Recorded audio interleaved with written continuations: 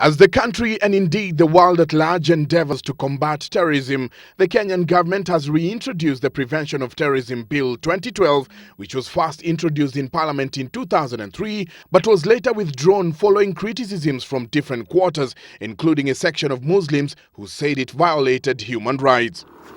I was told there's a team that wants to see us. According to Internal Security Permanent Secretary Mute Iringo, the government plans to reintroduce the bill after several amendments were affected. We have made consultations with the members, the large members of the public, and now we believe that this bill caters for those concerns, and we are ready to reintroduce it back to the cabinet and then to Parliament.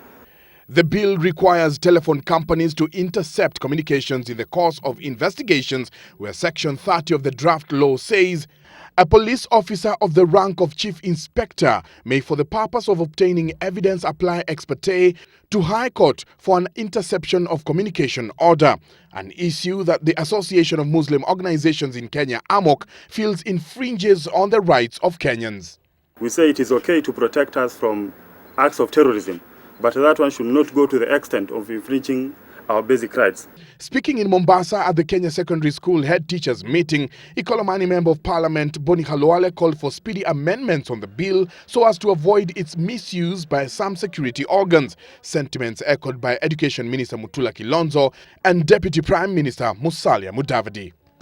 That I'll be one of the members of Parliament who will make sure that we not only pass this bill expeditiously, but also look at it critically so that where there are weaknesses, we may improve. It is not supposed to be a bill or a law that can be misused in any way.